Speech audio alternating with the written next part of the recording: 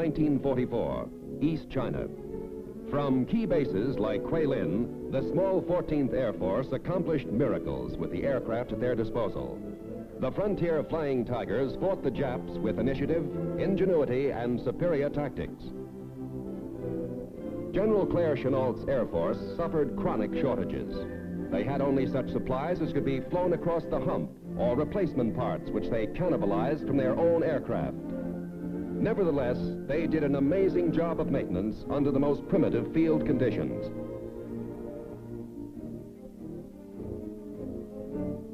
Despite the lack of gasoline, equipment, and personnel, they ran effective fighter and bomber operations along a 5,000-mile front. Then came June 1944, and the Jap offensive got rolling. When the Chinese armies could no longer protect our bases, we had to get out. During 7 terrible months, we had to evacuate 13 of our airfields, even the modern ones which thousands of Chinese had built for us under desperately trying circumstances. And so in East China, American bombs demolished American bases.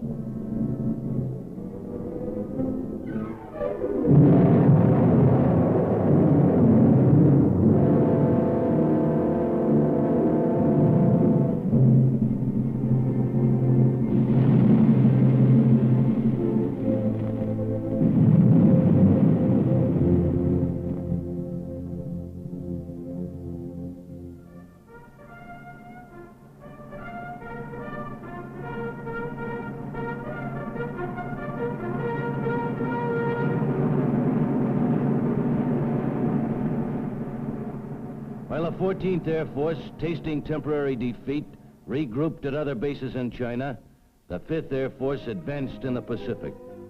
Liberators operating from captured fields like Biak now prepared the way for the Philippine campaign. Our mission was to neutralize the enemy on the islands we had bypassed. Our commanders, MacArthur and Kenny, felt there were too many Jap strongholds behind us and around us to be healthy. Air power had to remove the threat of enemy attacks on the flank and the supply line of our proposed amphibious landing. We were ordered to continually pound enemy concentration centers and sea lanes. In no previous Pacific operations did the preparatory phase cover such a vast area. To isolate the Philippines, our next battleground, we employed 4 battle-tested air forces. The 14th from China, the 5th, 7th, and 13th from Pacific Island bases like Biak, Anguar, and Morotai.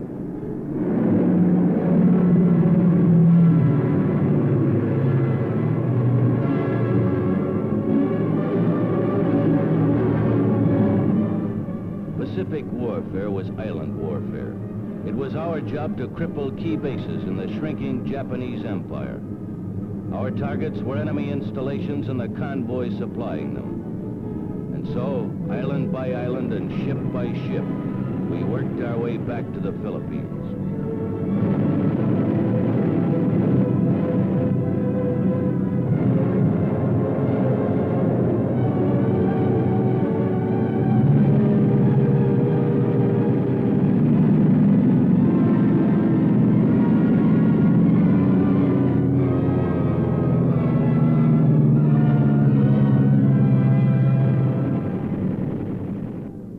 Dropping bombs from minimum altitude was no longer risky because of General Kenny's idea, attaching parachutes to fragmentation bombs. In this way, parafrags could be safely scattered on enemy targets in low-level attacks.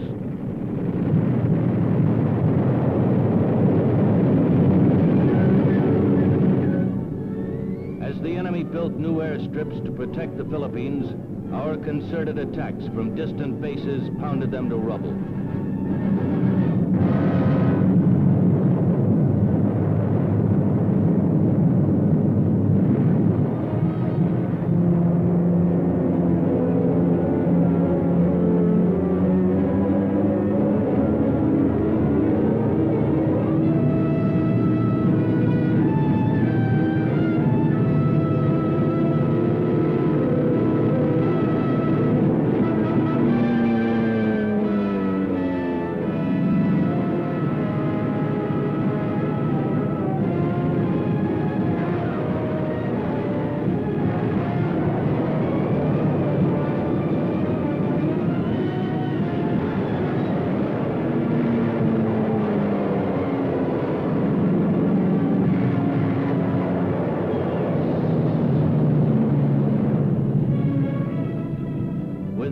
decades, we had softened up the approaches to the Philippines, and fulfillment of the promise to return was now in sight.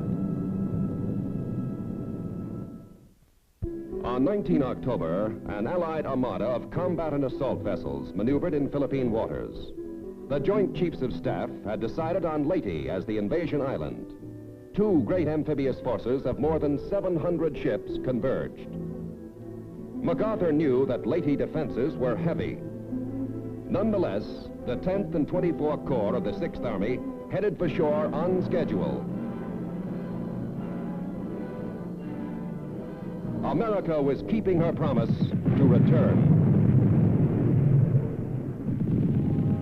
260,000 Jap troops were scattered throughout the islands. From Leyte to Luzon, they tried to stop the Allies from liberating the Philippines. Japanese resistance was in vain. Allied troops advanced from island to island. In each case, the Allied landings were skillfully effected with boldness and surprise, but stubborn and prolonged fighting usually followed in the hills.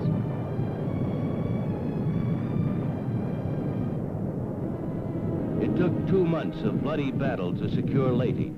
By January 9th, we were fighting our way on Luzon, towards Manila.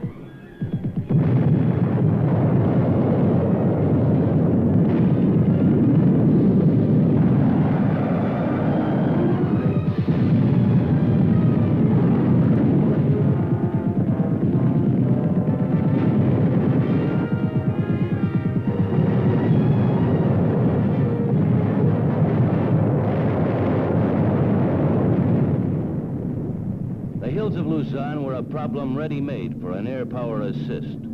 In cooperation with ground units, we flew tactical missions against Japs holed up in mountain caves.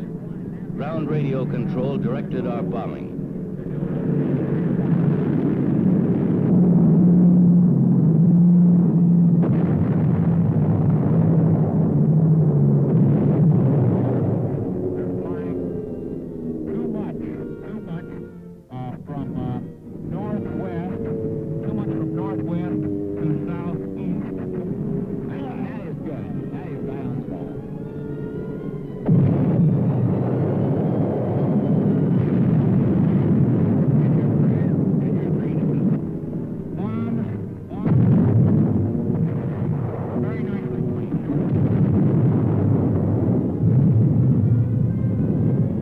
With the Japanese severely crippled, successive Allied invasions treaded through the Philippine archipelago to cut up Luzon. U.S. troops and Philippine guerrillas under MacArthur's direction fought many battles supported by General Kenny's Air Force. Next came the Rock.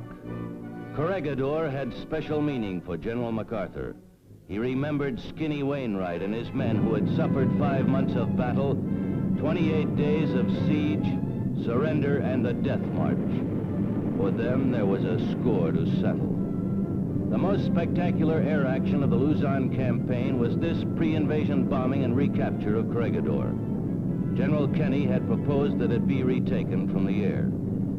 The Blitz started January 23rd with the 13th Air Force dropping 500-pound bombs. The 7th Air Force hit the target from Palau. Veterans of the 5th Air Force joined in hammering the guardian fortress of Manila Bay.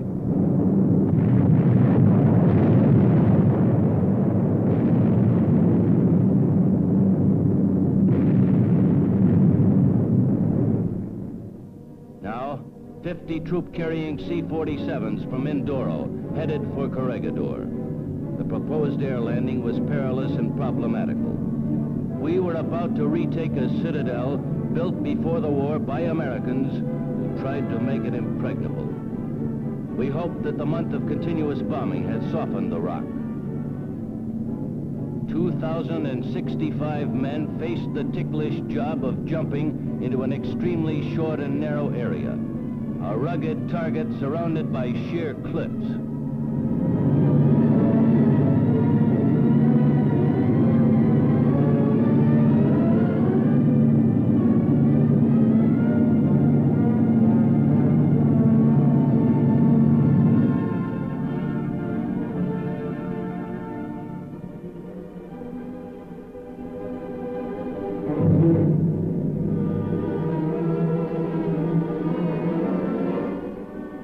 plan to drop on topside worked. We only found scattered opposition.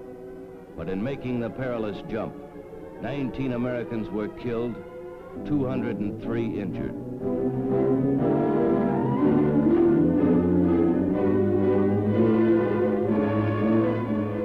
The Corregidor return drama developed along the classic Allied pattern in the art of trimphibious warfare. All the tools and specialists of air, ground, and naval forces had been pooled together to achieve victory. On February 27th, organized resistance on Corregidor ceased. It was appropriate that on the same day, we returned control of civil affairs to the Commonwealth Government of the Philippines. Within the week, 12 American officers, all veterans of the fall of Corregidor, headed by General of the Army MacArthur, returned to the Rock. They came to pay formal tribute to troops of the 503rd Paratroop and 34th Infantry Regiments who captured it. In his remarks, MacArthur said, "Hoist the colors and let no enemy ever haul them down."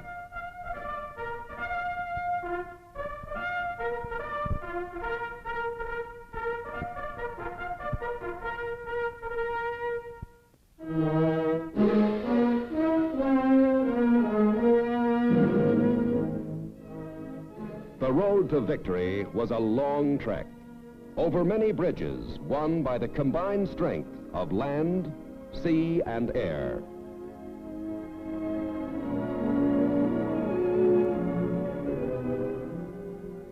Leading the way in pushing the Jap aggressor back to his home islands and crushing his dreams of empire was the United States Air Force.